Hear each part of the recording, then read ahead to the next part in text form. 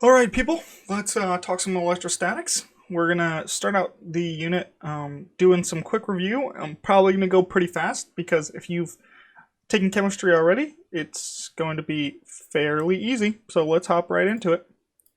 So, atoms.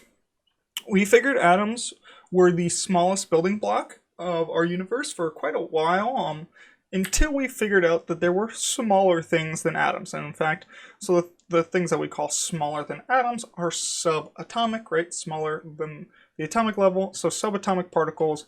And we break them down into the three major subatomic particles, and that is electron, proton, and neutron. So, we haven't talked about these yet, but I have to make sure that we are all on the same page moving forward, because if you don't know this stuff, it's going to be really, really hard to do the rest of the unit. So let's just take our time and go through them really fast. So an electron has a charge of -1, what we call elemental charge, little e, elemental charge, which is literally just the charge of an electron. And a proton has, well, +1 elemental charge. So notice that they have the same quantity of charge. They have the same amount of charge, but proton is what we define as positive and electron is what we define as negative. Now also notice positive and negative really mean nothing in terms of the actual charge. They're just a way for us to differentiate the two. We could call these charges literally anything. We could have called them red and blue charge, or like sun and moon charge, or like, I don't know, A and B charge. We just decided, well, the easiest way of doing it is positive and negative. Now, it just is what it is, and we'll talk about why that's important in a little bit. Just notice that they're the same amount of charge, just different signs. Neutron is neutral, 0 charge. And then in terms of the atom, the electron is in the orbital clouds outside of the nucleus, and the proton and the neutron make up the actual center of the nucleus. So we have a dense center positive nucleus made up of protons and neutrons, and negative electrons moving outside of the nucleus. How did we figure out all this stuff? Well, we have the handy dandy Rutherford gold foil experiment, which I'm sure if you took chemistry you already know.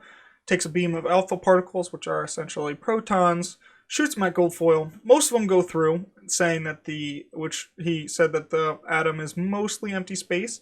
There's not a whole lot, it's not super dense as a whole, just the center is dense. He figured out that the center is dense because some of the alpha particles bounce straight back, so that's when the alpha particles hit the actual center nucleus, carries most of the mass, and some of them were deflected off to the side, which he figured out the nucleus was positively charged. Notice that the center of the atom, the nucleus carrying mass, is super important. Now that's not to say that electron is necessarily massless, and there's a whole lot of other like quantum stuff in terms of the electrons moving in its mass and that sort of thing. For right now, you just have to know that the electron's mass is so insignificant to the overall atom that we don't really care about it all too much. It would be like saying, like, for instance, I shave my beard and I look like a goofball with just a mustache, but I wouldn't, after shaving my beard, be like, oh, I really need to measure myself on the scale. Because, well, I'm not saying that hair has no mass. I'm saying that hair is so insignificant in its mass compared to the rest of me that I'm not going to worry about me losing weight because of it, or losing mass because of it. Whoops. And so that's kind of the idea of nucleus mass versus electron mass. So let's talk charge. So charge, while we have mentioned that it is an elemental charge, one elemental charge for a proton or a neutron, we do not use elemental charge as our fundamental unit. Do not use elemental charge as our fundamental unit for charge. Like, just as in meters being the fundamental unit for length, seconds being the fundamental unit for time, or kilograms be the fundamental unit for mass, we use coulombs for the fundamental unit of charge. So 1 coulomb is the fundamental unit for charge, which we label it as capital C. So that's coulomb. Now, a coulomb is actually huge. In terms of electrons and protons specifically. The average lightning bolt is about 15 coulombs, and we'll talk about why lightning bolts are super dangerous. It's not just because of how much charge, and we'll talk about that, but 1 coulomb is a huge amount of charge. In fact, 1 elemental charge is equal to 1.6 times 10 to the negative 19 coulombs. So notice this, the elemental charge, where an electron has 1 elemental charge, a proton has 1 elemental charge, it is equal to 1.6 times 10 to the negative 19 coulombs. And this is why physicists made up or used the elemental charge. Like I have said before, physicists are efficiently lazy, and so they don't want to write down 1.6 times 10 to the 19 coulombs every time they're writing down the charge of an electron. You could just write 1 elemental charge. But this is the base unit for charge. So charge of a proton and an electron is either 1e, electron is either negative 1e or negative 1.6 times 10 to the negative 19 coulombs. In fact, if you remember from our classroom, I have 1.6 times 10 to the negative 19, and all the zeros, all these zeros posted above the cabinets on the wall. And that's that coulombs, the elemental charge in coulombs. So let's talk about this term quantized, because this is a physics term that a lot of people like to use, but not many people either know what it means or use it correctly. But charge is quantized, sorry. And what that means is that the elemental charge, that negative 1.6 times 10 to the negative 19 coulombs, is the smallest amount of charge that can be physically possible in nature. There is nothing that can be smaller than 1.6 times 10 to the negative 19, which means that every single charge that exists in nature has to be a multiple of 1.6 times 10 to the negative 19 coulombs. It is very similar to like the US currency and the penny, right? There cannot be a price at a store that is like 95.5 cents, right? There's no such thing as a half a cent. 1 cent, 1 penny, is the smallest amount of money that you can have. And so every single price that has ever existed has to be some sort of multiple of 1 cent. Even $1 billion is just a multiple of 1 penny. And so every single charge in nature has to be a multiple of the elemental charge, or 1.6 times 10 to the negative 19 coulombs. Everything that has ever existed. You cannot have 4.5 elemental charges because you can't break an elemental charge in half. So there's no such thing as 1.2 times 10 to the negative 19.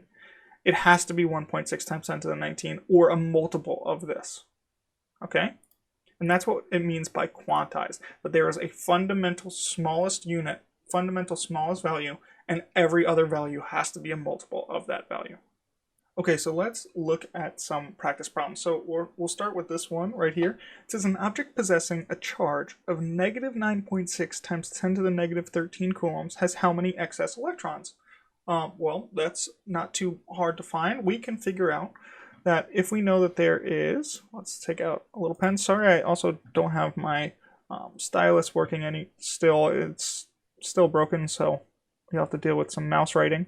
But if we take our negative 9.6 times 10 to the negative 13, well, if I want to know how many excess electrons are in there, well, I can divide that by, well, the charge of 1 electron. Now, notice this is in coulombs, so we have to divide it by the charge of electrons in coulombs, which is 1.6 times 10 to the negative 19 coulombs. So if we divide that out, actually, I already did it, which is really nice. I grab my little calculator right here. We have the negative 9.6 times 10 to the negative 13 divided by our charge of an electron. Notice these aren't in scientific notation. They're just a whole lot of zeros there. Well, we have 6,000,000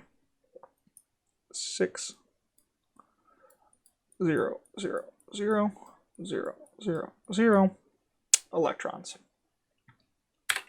And that is the correct answer. Woohoo! We did it. And so that is our first answer. So if we want to figure out how many excess electrons there are, we take whatever charge there is and we divide it by the charge of an electron. And that'll tell you how many electrons make up that charge. Here's a little bit more challenging, but this is where your practice problems for this week will lead you right here. which of the following charges can be found in nature?